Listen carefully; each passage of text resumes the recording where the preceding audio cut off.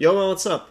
After getting a bunch of news a few days ago and getting a lot of news yesterday, we received a buttload of news today because Gaijin apparently doesn't understand that you want to stretch out the release of hype content over multiple weeks instead of cramping everything into 1 week.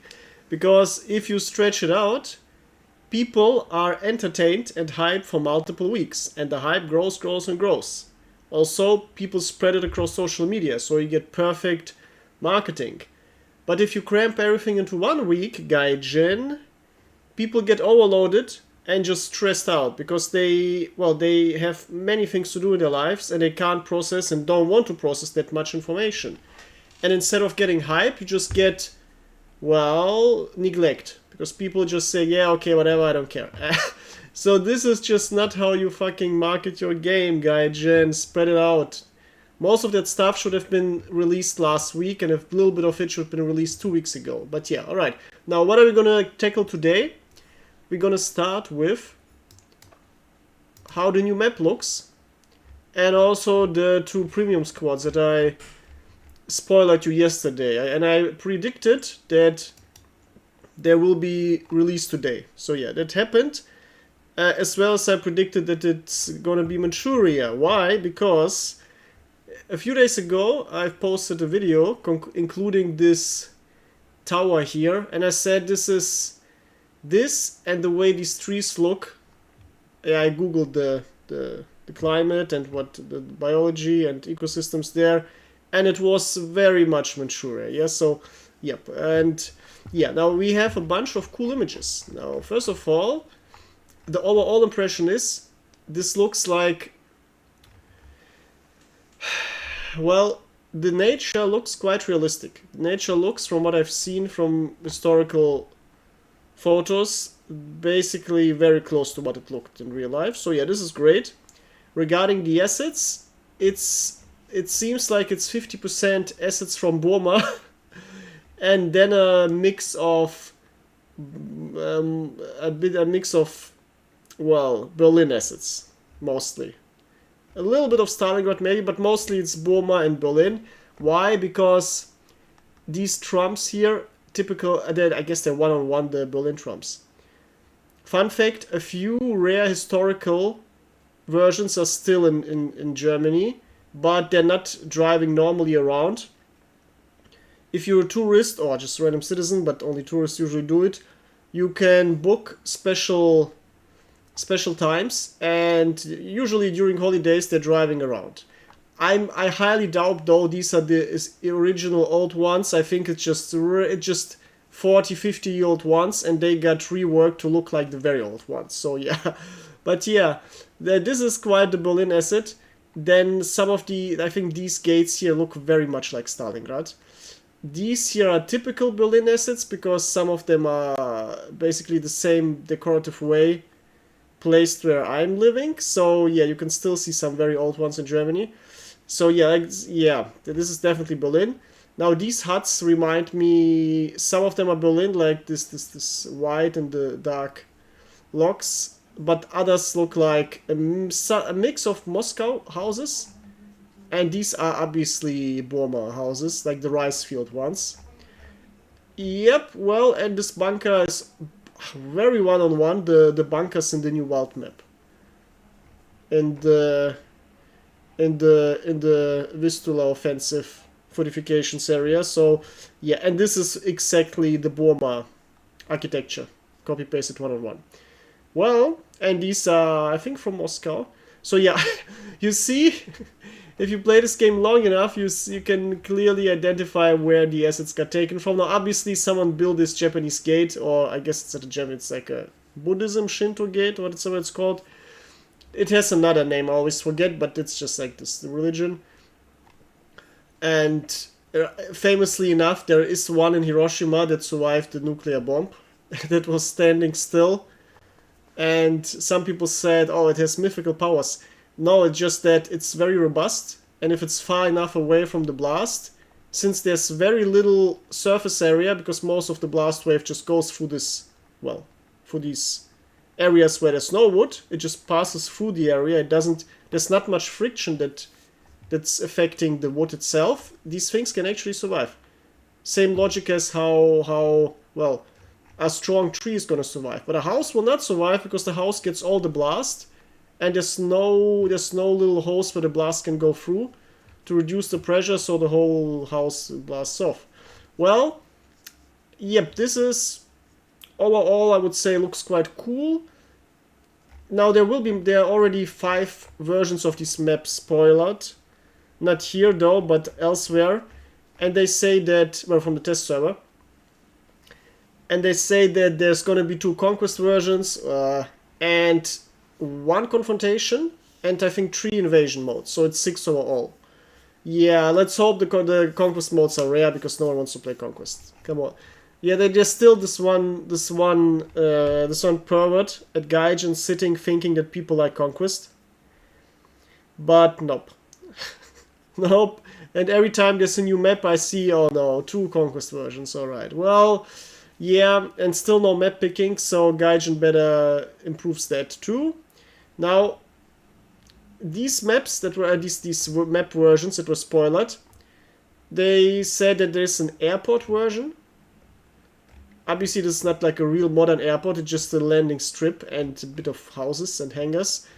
And then there's a nature version, and there's like a village city version. I guess the city version will be mostly around here. Then this is the main nature version with the forest and the rock parts. And yeah, this also too. And the airport version as well, wherever.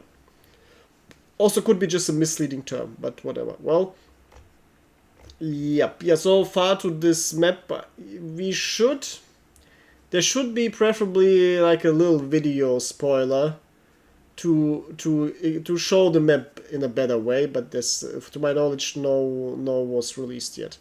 Now, there's also a test server, though. Yeah, for those wondering, well, people in the past used to be very excited and install the test server. Test server means you have to install the game a second time with a little different version, and then to play it there, and everything you play there doesn't get accredited on your main account, so you're just playing for fun and for nothing else. So no grind effect. Now, I used to do it a few times in the past, and then I stopped, and I did an exception with the wild map release 6 months ago, but it was just ridiculously disappointing because almost 6 months ago already, because, well, basically no one was there.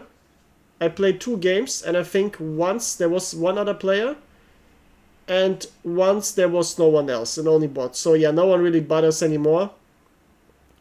And also playing that was misleading in itself, because I had a lot of fun playing the Silence PPSH. Oh, more on that in a few seconds. And then the Silence PPSH got removed from the game. Oh, well, thank you, Gaijin, so thank you for nothing. Now, what about the Silence PPSH? Here are the 2 premium squads, pre-orderable with, well, getting the advantage of having a name decorator and a random Kramnik portrait, a young Kramnik, I guess 35-year-old Kramnik. Now, here's the thing. Is it worth it? Well, let's take a look. I first thought they're a bit better than they look, but I was surprised to see that most people just say they're trash. Ironically enough, last time a new map was released with the wild map, we also got 2 squads, of which both were silenced weapons. The American squad and the for BF4, and then the German one. I think like the American squad is so bad, I've never ever in my whole life seen someone use it. It was so trash, because the weapon is very annoying to use and it's just weak. And I think even it was at BF5 in the beginning, it got down tier to BF4. I'm not sure though, but I said right from the beginning it needs to be down tier to BF3 because it's straight up unplayable. Well, Gaijin didn't listen, so guess what? No one buys it. Now, what about these squads? This is the Silence PPSH that was removed from the game after a bunch of Kumas ruined the fun for everyone and complained. Now, why, for those wondering, why does Gaijin constantly listen to idiot Kumas? Because Gaijin is lazy, and Gaijin doesn't understand how to do data analysis. Gaijin doesn't understand distortions in data. It doesn't understand how to purify data to actually extract reasonable data from background noise. Because over 90% of what you hear and treat on social media is background noise. Nope, not for Gaijin. Gaijin literally just looks how many comments write about something, and then just, oh, more people said this, so bigger number is true. And this was verified by some people in the background. So, yep, if this means, if enough idiots spam or no, remove the PPSH silence from the game, Gaijin's gonna listen. So, but unless it's a... and then Gaijin thinks it did something good for the player base and the players like Gaijin for that. Now, well, guess what? This could have been freely available for everyone, with the advantage of reducing power creep. Because this weapon on BR5 would mean less AS-44s and less Fedorovs, which are infinitely better than this. So, woohoo! Power creep decreased. Very good. And more interesting weapons are on the battlefield now. For those saying, oh, this weapon isn't real, well, same as the RD-44 and the AS-44, who were basically not used on the battlefields, or the Fedorovs, who also were not in Berlin. It doesn't matter if a weapon existed in like 50 or 10 things, or only once or twice. It's the same in the overall picture for for historical authenticity. So yeah. Also, this is basically a suppressor added to a PPSH. And there's a similar contraption with the PPD Bromid. So yeah, like from an engineering standpoint, it was quite hard to do this, and having it held for even a couple hundred shots. That's why it wasn't done on a regular basis. Also, with such a high fire rate, the overheating is very hard and suppressors usually break. So putting a suppressor on something that you won't use for too long usually isn't worth it. Though if you did commando stuff, then it was worth it. Now, there were reports during World War II that some partisans did it for a few missions, obviously, same as there were also reports that MP40s were equipped with suppressors. Now, there are historical images and archives of these suppressed MP40s. There are some post-war images of PPSHs with these suppressors. So this is real, it existed. It's verified for the post-war situation, though guess what? Partisans don't take pictures of their stuff. You cannot expect across the whole Eastern Front to have pictures and documents of every single little thing. Now, this is not how war works. The actual question is it engineering? Is it realistic from an engineering standpoint? If the answer is yes, tada, you can add it to the game. Like, physics are the actual standard of realism. Not whether something survived, not whether some documents survived or not. As long as it's feasible and reasonable, yep. And this weapon is definitely feasible and reasonable, so there's no problem with it being in the game. Main problem is it's now hidden behind a paywall. So for those Kumas who think, oh, this weapon shouldn't be in the tech tree, oh, now it's behind the paywall. Woohoo, congratulations. Which is worse for players overall, because obviously free stuff is better than paid stuff. But some Kumas, they only think in black and white, and so, I don't like something, so it needs to be gone. Yeah. Yeah, this is the problem. There are too many idiots nowadays in the world, especially on the internet, especially on social media, so yeah. What do we expect? Well, now, this is the background to the squad and why it was added to the game. Because Gaijin wanted to put these PPSHs with a silencer somewhere. Also, they look very cool with this thick, big silencer, which the normal PPSH already looks cool and iconic, but it looks like weak. But this one looks much stronger. Now, is this weapon good? It's good and fun, but it's desperately outpower crapped at BR5 because the AS-44 is just insanely strong and easy to use. It's literally one of the most brain-dead weapons in the game. Ridiculously easy to use. And the... well, what's the AS-44 for those who don't know? It is the Soviet assault rifle. The standard assault rifle. which is basically one-on-one, the STG-44, which is obviously the very strong German assault rifle. But this one is even better, because it comes with a bayonet. And slightly better stats, so yep. Ta-da! Don't forget, bayonets reduce recoil by 10%. So, yeah. And over this, you also get the Fedorov, which is the strongest weapon overall in any tech tree. Because these stats are straight up unbeatable. Straight up unbeatable. If you're not sure about it, after this video, take your time, spend 10 minutes looking at these stats and comparing them with any other weapon. And then you will see, yes, this is the most overpowered, overbuffed thing in the game. Compared to that, no one plays the PPSH anymore. Because there's, like, look at these bum stats. Complete weak stats. Very fun weapon, but weak as hell. The silenced one is a bit better than the normal one. Well, it has less damage, as most silenced weapons have, or actually all silenced weapons have less damage than the normal weapon. But it's more fun to play. And if it's something more fun to play and more immersive, you likely are going to play better. So it will be a bit more effective, but the weapon itself isn't really better than a normal PPSH. Yeah, you get the advantage of bots not reacting to you, though you also have only 5 men. So, well, 2 men more, especially a radio man and an engineer, are of similar value as a silenced effect that sometimes is relevant. So, yeah. So overall, there's no... Well, the weapon is strong, but if you expect very strong power level boosts, you won't get it from the squad. It's just a fun to have squad, and that's it. Keep in mind, the Soviets are very overstacked at BR4 and BR5 with very strong squads, so premium squads and event squads even. So this makes it even less reasonable to have the squad, because the Soviets are already having all the stuff, all the quality in this area.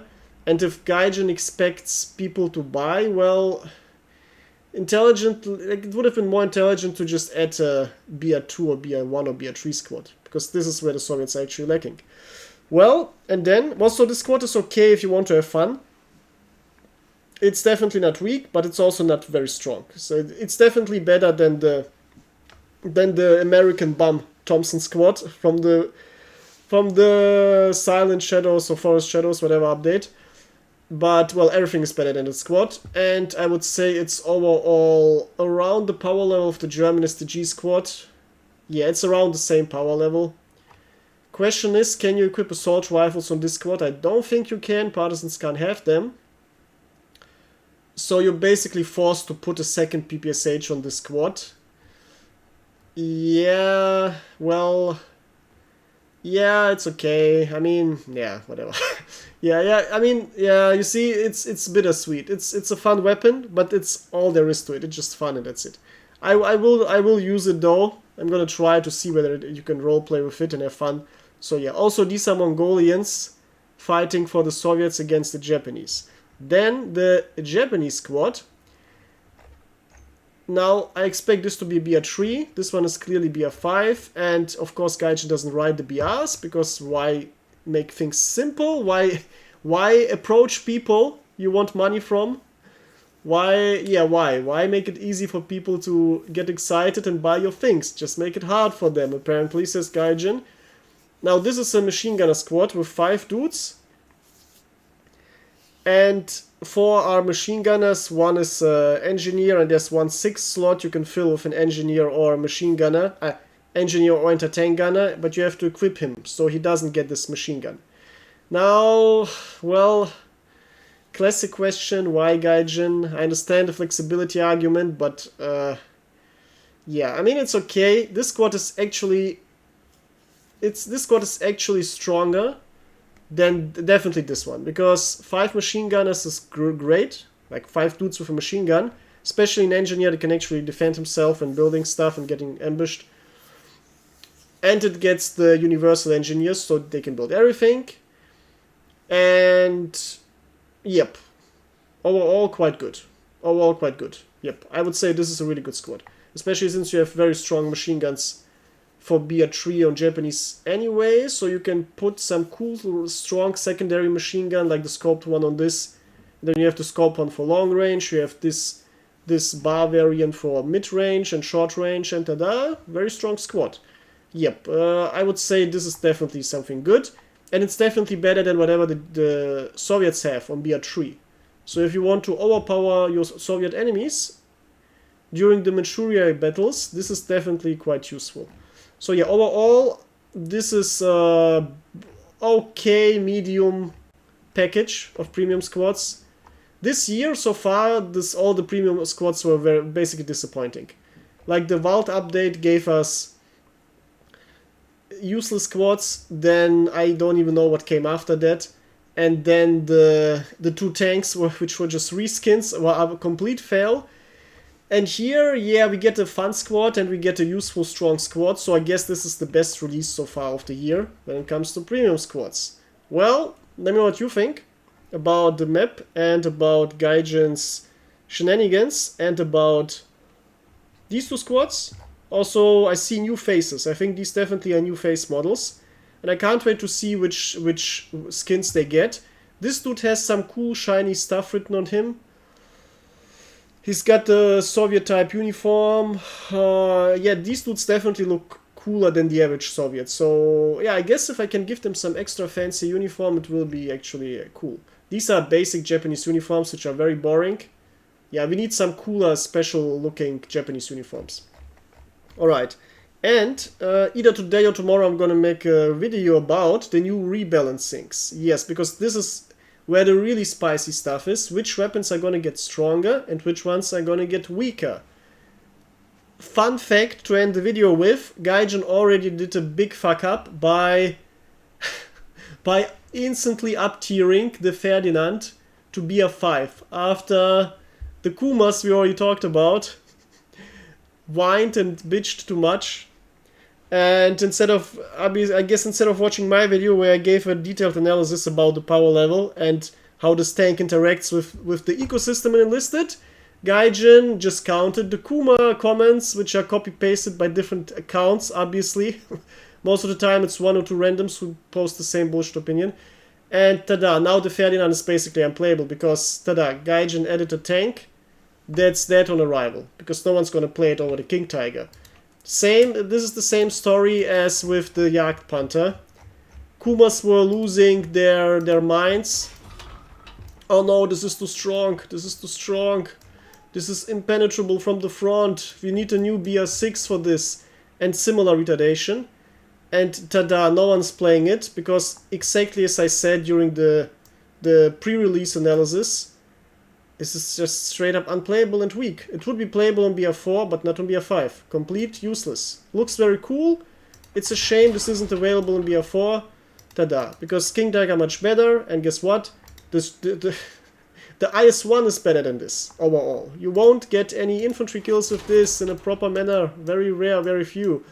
And same with the Ferdinand, though, yeah, yeah, well, we're gonna see, Let me know what you think about this nonsense that the Ferdinand got removed from BR4 up tier to BR5. Also, let me know what you think about the non-existing down tiers, because Gaijin didn't down tier any of these cool tanks. Also, Gaijin didn't down tier any of the Japanese tanks in a reasonable manner, so yeah, there's a lot of room for discussions, because yeah, we need to try to make some sense out of all of this. Alright, until soon. Goodbye.